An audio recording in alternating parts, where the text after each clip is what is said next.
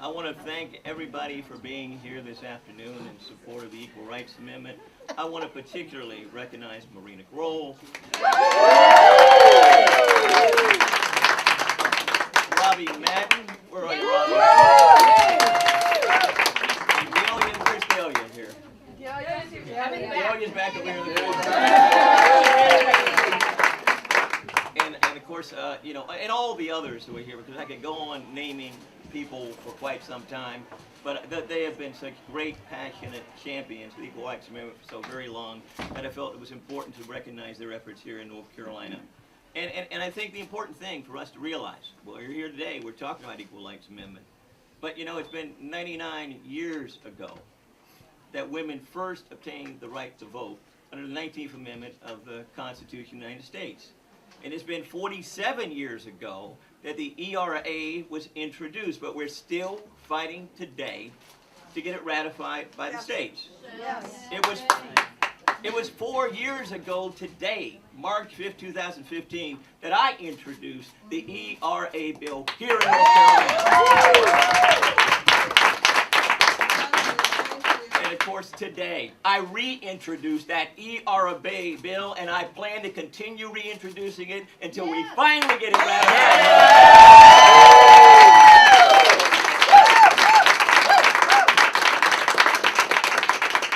I want to recognize Senator Erica Smith and Senator Terry Van Dyne, who are also primary co-sponsors of that bill.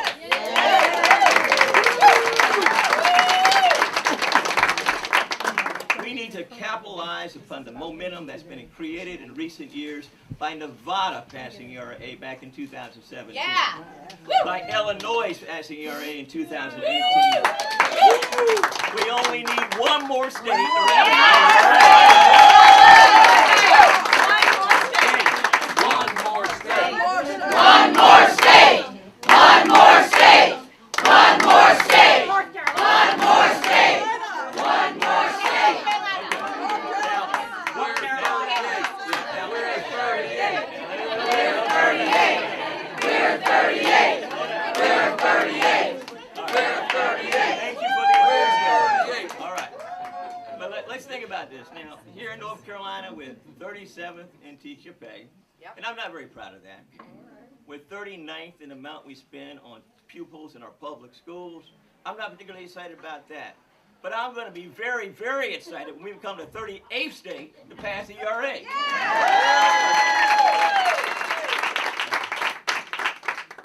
And really, the Equal Rights Amendment is necessary because we need to guarantee women equal rights in the eyes of the law.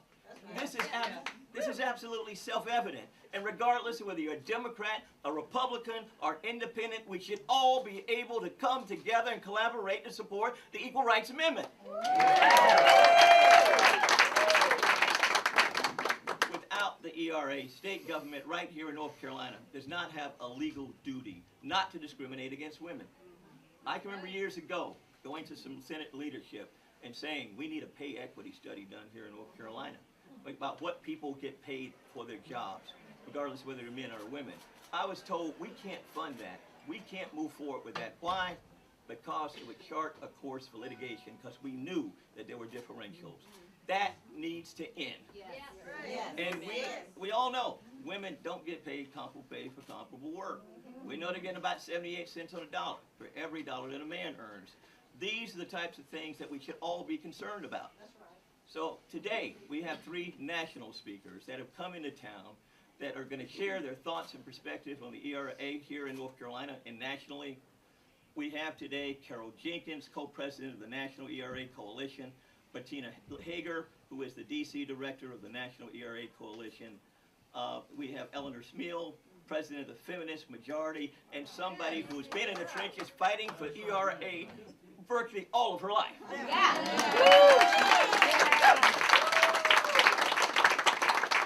Now, before you hear from these national speakers, I want to introduce to you another champion for the ERA here in North Carolina, Representative Carla Cunningham.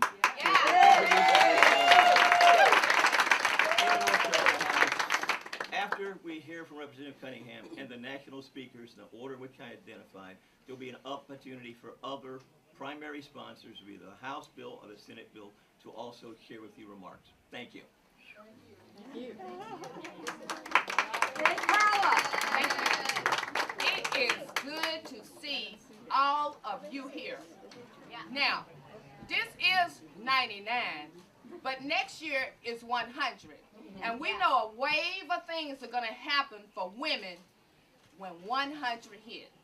We need to be ready. North Carolina needs to be 38 moving into the centennial for the women's right to vote. Now, I'm excited, but I'm still disappointed that we still have to come here and talk about the ERA in the 20th century. I'm disappointed. When I walked across that bridge, somebody was telling me they went to an education committee meeting, and I'm glad they went to education.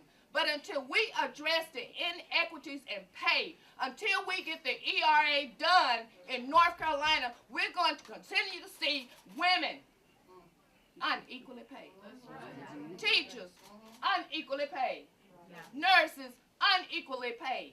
And all other professions. We got to get it done. House Bill 271. If you in this room and you a legislator, go and sign on to the House bill.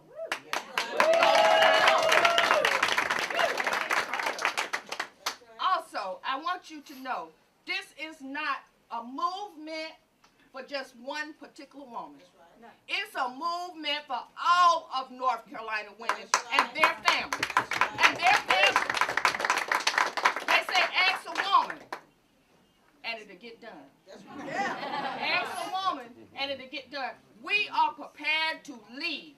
We are prepared to move into the next generation and onward and onward. But we've got to lay the foundation. And the ERA is the only way to get it done, is lay the foundation so that all women, all children are acknowledged for what they have given this country, this state, and move us to the next level. Thank you.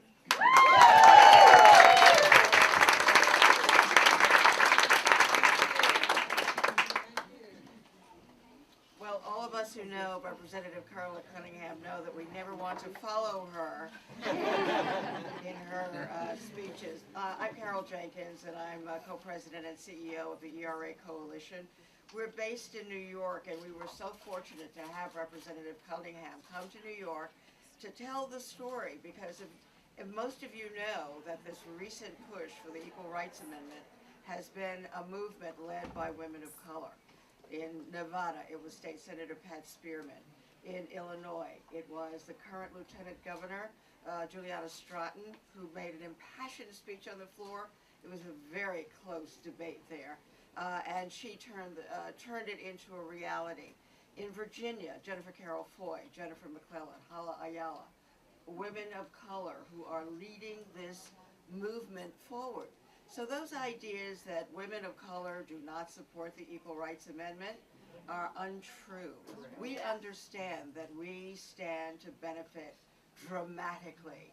If we are talking about unequal pay, I think, you know, the black women are far behind the men, the Latina women towards the end of last year, I think it was October, November, before they made what a man made the whole entire previous year. In America, we are not used to equality as much as we like to think we are. We have never experienced it in any way. Women were left out of the Constitution, as were many other populations of people, differently gendered, faith, disability. We have all of those people and color as well to include in equality. But we are at the precipice of putting women in the Constitution. We are at the doorstep of it, and we believe that North Carolina can do it and should do it. You will go down in the history books. This is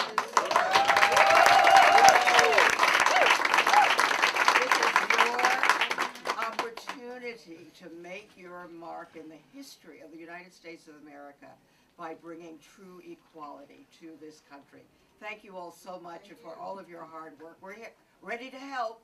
We're not far away. We're ready to come. We were in Virginia 7 times. We're ready to come back as many times as necessary to help you get this done. So call us. Thank you.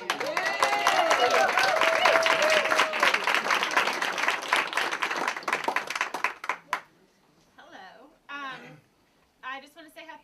am to be here. I'm Bettina Hager. I am our DC base of the ERA Coalition and our COO. And I just want to take a moment to thank Senator McKissick and Representative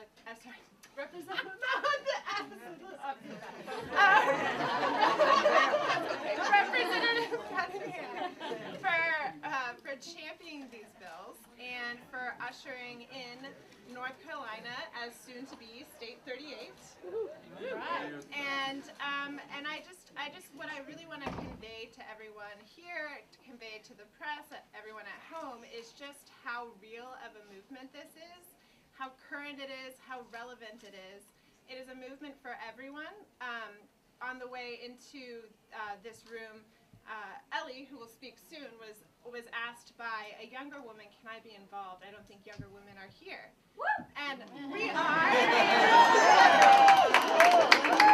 So I'm extremely proud to be part of this new era for the ERA that recognizes that everyone should be involved, whether you're a younger activist, a veteran activist, a white woman, a woman of color, a man or a woman. Thank you, Senator McKissick, for standing up for us.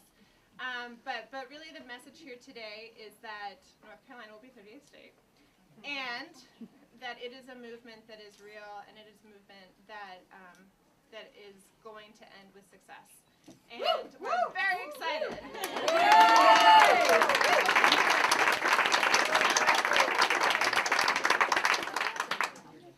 Wow. I was trying to think of what's the clincher, but the reason we keep coming back is that... Thank you, Senator and Representative Cunningham and every person in this room. A drum is beating for the Equal Rights Amendment right now. We came so close in Virginia, just one vote away. It was 50 to 50. It can't get any closer than that in the House of Representatives. The only reason we've had this struggle is because, you know, of tactics, procedural tactics, blocking it in Virginia in the P&E committee for 47 years. We've never had a vote on the floor. We've passed it 6 times in the Senate, if you can imagine. And as you know, every trick that could be played in North Carolina has been. We have gerrymandered districts, but now we're electing people in gerrymandered districts.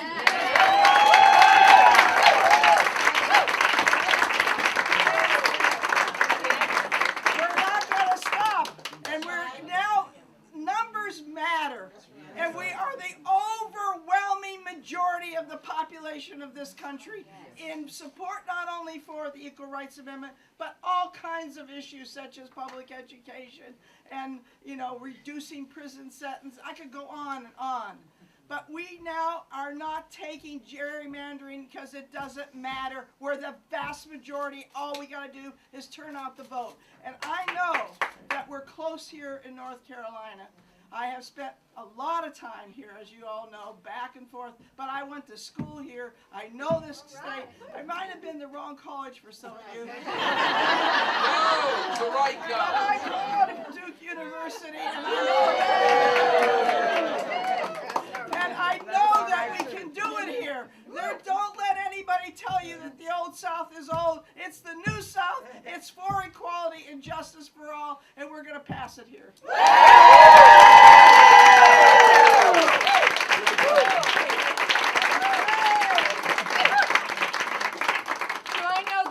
Go a little long, but there are women and their supporters from all over this state, and they need to know that we are standing with them. So thank you. Good afternoon. I'm Terry Van Dyne, and I represent Buncombe County. 99 years ago, a woman from Buncombe County, Lillian Exum Clemens, was the first woman to be elected to this body, winning her primary before she had the right to vote. And here we are today, still fighting for that equality and affirming that women are indeed equal to men. It is time for equal rights. It is time for equal pay. And in honor of the women upon whose shoulders we so proudly stand, like Sojourner Truth and Victoria Woodhull and Shirley Chisholm, it is time to take our rightful seat at the table. Today we do this for the single mother working 2 jobs, just trying to keep food on the table. Today we do this for the women who endure sexual harassment in the workplace. And we do this for the women that will come after us, so they will not have to wake up in a North Carolina where women are paid just 80 cents on the dollar, where women are passed over for advancement in the workplace. And we do this to ensure that never again will one's gender dictate her capacity to succeed in this world. Today, we introduce the Equal Rights Amendment to assure that every woman in our state can live, work, and raise her family with dignity. I believe, so, my message to my colleagues is that if you believe as I do that women's rights are human rights, I urge you to stand with me and vote for ratification.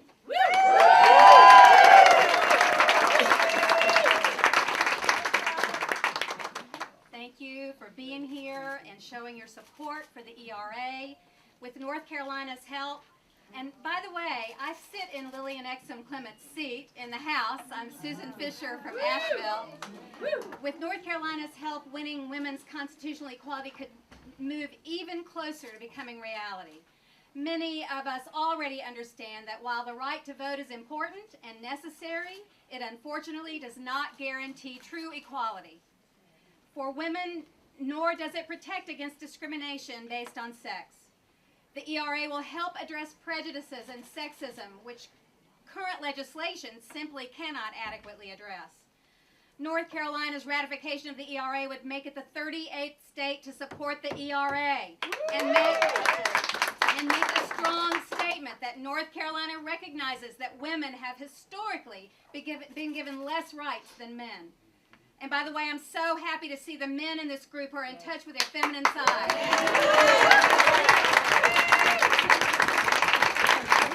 are working towards a future in which women's rights are protected to create a world where sex discrimination is not tolerated.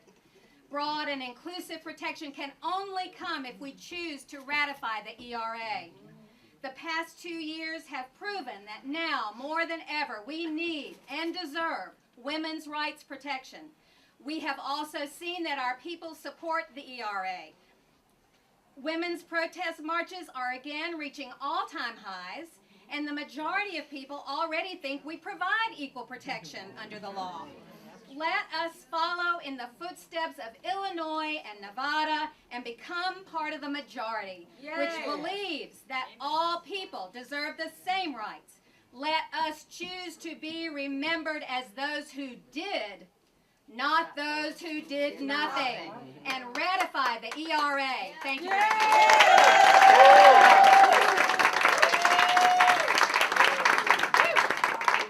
Good afternoon. I'm Erica Danette Smith. I hail from Northampton County, North Carolina. I represent Senate District 3, comprised of Beaufort, Bertie, Martin, Northampton, Vance, and Warren counties. Ratifying the ERA is something we must do. It's not only the right choice, the economic choice, it's the moral choice to make. It is economically advantageous to pass the ERA. Some of the most vulnerable populations in our communities will receive legal protection under this legislation.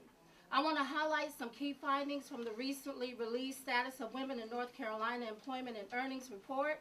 This report adds urgency to protect the economic security of women through ratifying the ERA. Its statistics illuminate the dire need to provide a level playing field for women across this state, with women making up 57.3% of the workforce in North Carolina, contributing substantially to the economic prosperity of our state. There is no excuse for inequitable treatment. In North Carolina and all states, women working full-time year-round earn less than men. Median annual earnings for women in North Carolina are $36,400, placing the state 32nd in the nation, compared with $45,000 for men. The gender wage ratio in North Carolina is 80.9%, a gap of 19.1%. Compared with white men, Hispanic women in North Carolina face the largest gap, earning just 49 cents for every dollar earned by white men. This is unacceptable. If the median annual earnings of women and men in North Carolina who are employed full-time year-round continue to change at the rate they did between 1959 and 2015, the gender wage gap in North Carolina will not close until 2060. Unacceptable. Can you imagine having to explain to your granddaughter that you passed up the opportunity to give her equal protection under the law? In 2060, do you want her to be fighting a 100-years-long battle to codify her equal rights as a woman? If you want to do that, then that's you. I don't want to explain that to my children nor my children's children. It is time today that we fight for equal rights, equal pay, equal opportunity, equal access. I cannot fathom having to explain to anyone that we did not act, that we did not seize this moment, that we did not choose to be great and become the 38th state and the last one needed to ratify the ERA. The University of North Carolina at Chapel Hill sponsors Documenting the American South, a digital publishing initiative that provides access to items related to Southern history, literature, and culture. One interview featured North Carolina's first woman in a state cabinet level position, Grace Jemison Rohr. Grace was the first woman to serve in a cabinet level position in North Carolina and established the North Carolina Women's Political Caucus in 1971, which advocated for women to have more active roles in politics. She actively supported the Equal Rights Amendment in 1971. The interviewer asked her, what issues emerged in 1970s in North Carolina as women's issues? Grace replied, economics, equal pay for equal work. In terms of politics, in terms of women being elected to legislative and county seats, even then was beginning to emerge was daycare, the need for daycare and child support. Now imagine, this is what happened in 1971. And now, years later, we are still wrestling with these same issues. These same issues are still present. Undermining the opportunities of women and creating economic stability for families. Well, I'm here today standing with my colleagues, and I want to thank you for sharing with us in this fight. As my hero said, Sojourner Truth, if it took one woman to upset the world, then surely all of us women standing together can set the world upright again. And I was dedicated to that. I worked hard as a man, harder than a mule. And while the water is troubled, I'm going to step in the pool. And I will shake every place I go through. Because if a man has rights, then a woman should too. Are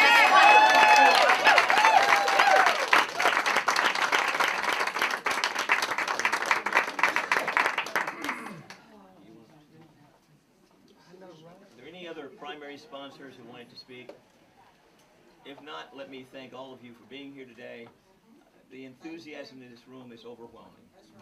The only thing that I see missing is some people in the press. And we're on the air, so they can hear us, they can monitor us, and hopefully they will cover us. But if not, in the same way you hold these politicians in these halls accountable, hold the press accountable, because they are not doing us justice.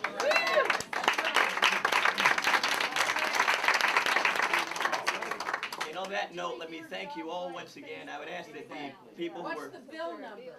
The Senate bill. Senate bill. I think it was 187, as I recall. Is that right, Grace? 184. 184. 184. 271 is the House. 271. 184. House. It is Senate Bill 184. And it was filed today. Senate Yeah. Bill So 184. Senate Bill 184 filed today at about 11 a.m. There's still an opportunity for everybody to sign on. Thank you.